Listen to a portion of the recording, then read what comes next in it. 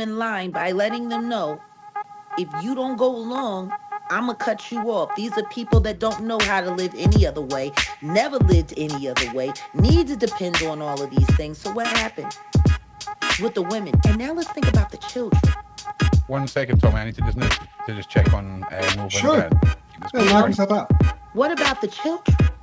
If this is how the children have been raised in this kind of controlling environment, stands to question that they would say anything they're told to not to get cut off. Yeah, no question. I mean, what do you think about what I'm saying, Tom? Well, it's a control group. It really is. It's an absolute control group. This dude ran his life like a cult, right? There really is not much difference. I've been watching, the clips of film of him right before they're getting on the boat. Every single person go around to family. No, you got 3 phones. I know you got 3 phones. Got every single person there throwing their cell phones in bags. This was a guy that he is so systematic in everything he did. I always step back and think, there's no chance in hell this guy didn't have so much more help. Like, I'm sorry to bag on the guy, but does Diddy honestly look like he is smart enough to pull this off? The number of people that got to be involved in an operation like this? No. Yeah. He's not smart enough. And not because he's stupid, but because he has no impulse control. Exactly. He doesn't have the discipline to be able to hold all of this together, which means someone was covering him this entire time. Yep. Question is, if my friend Gene Deal is also now lightweight validating me by saying that when it came to Diddy and Jay-Z, they were a package deal. How do you have a friend like that for that long? That all of a sudden, when Rico was on the table and it's looking like you might get drawn in, all of a sudden y'all not friends? He has not said one thing to denounce Business associates.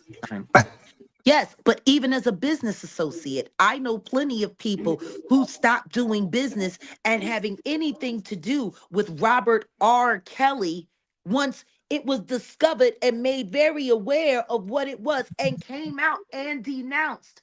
That has not happened with the Diddler. Business, whether it's a business associate or a best friend. They're brothers, man. They're brothers. Miss me with that. I laughed so hard when he said that. They're business associates. Like he just, they're, or industry. That's what they said. They just know each other from the industry. Like every once in a while they run into each other at an award show or whatever. Man, their kids are calling each other uncle. You know what I mean? Like this, they are as tight as, and you're right. Gene Deal has validated that. I mean, he is, in fact, and he said he's not, in fact, I heard it this morning. I was watching it. And what Gene said was, it isn't going to be as bad. I think it's because what you just said. He's got better impulse control, right? You've been saying this from the beginning. Of the two of them, he's more patient, right? And he's smarter.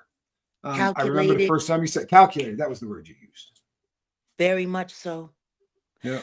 Which is how I know they knew all of this was coming. This Peacock documentary that just got released this week went into production in September before I sat with Piers Morgan. Yeah, wow. Thank you, Tommy, as well. Oddly enough. I didn't realize that. Oh, yeah. Before I did Piers Morgan, which was the first time I had on-screen interaction with Ariel Kidd.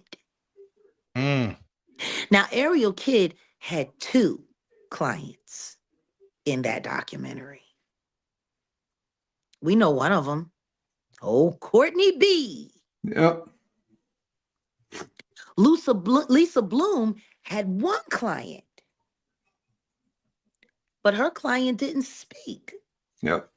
She spoke on behalf of Don Rashad, but Don Rashad did not appear. And then, I mean, think about who was there. No, none of the other victims who were there speaking, there's only the one. That one main one. There was, I mean, honestly, in that documentary, there's 2 victims. I'll be sure. And what's her name? Ashley? Yeah. Yeah. Yeah. Those were the 2 victims. Yeah. Albie Shore's lawyer didn't speak, he spoke. Lisa Bloom spoke, but Don Richard did not appear. Yet Ariel Kidd did appear, No. and two of her clients also appeared. Yeah. That Yeah, just seemed a little weird, Yeah, I noticed that too. especially considering When it was filmed. everything that happened after that. Yeah, I'm with you there. What I see is some real mixed in with a bunch of misdirection. Because, in my opinion, to include Courtney Burgess in that at all was so disrespectful to Albie. Especially after everything that came out and everything else. I mean, I So thought the same thing. disrespectful to Albie Shore. Or at least use a clip like you did with Jag, where he's framed terribly and sounding like a lunatic. You know what I'm saying? Yeah, at least. Friend. You know, Yeah. I'm just saying I mean, listen, I'm not saying a lunatic, Courtney, if you're watching, right? I'm not saying you're a lunatic, but you give some spicy answers. You give some spicy answers. But hey, let me just circle back for a second, right? I just want to really highlight what I just said, and I need to let Tommy go on this. I'm gonna drop this off, and I'm gonna let y'all pick it up. The very man who's been busted for illegally and in a very strange manner releasing Kim Porter's book with all of the salacious stuff that was in it, especially all of the stuff that was added about the so-called threesome between Albert, Diddy, and Kim. Yeah. That's the stuff that they had out there in that book. And when you look at it now, you can see it was a clear hit piece on Albie Shore before he got a chance to tell his story. Okay. And that you put him in the same documentary with the man who had to go after Amazon to take that crap down. I got your point there. I definitely see your point there, 100%. I definitely see your point. And I think you're nailing it. And I think it's because of how this thing was built. I would be willing to bet any amount of money. I mean, if you look, first of all, the way they framed a lot of what was said by Albie Shore, the way that they edited that so that he was talking about how the reason he thinks that his bride met her demise, right, was because she was going to meet with Cassie. They kind of framed it in such a way where if you were brand new to it, it made it sound like, so that's the stuff that Burgess has got, right? I mean, it really is like deceptive with how the thing was put together. It's very deceptive until you speak to a person who knows that Cassie and Kim met at the Ivy, who knows that Kim slid Cassie something.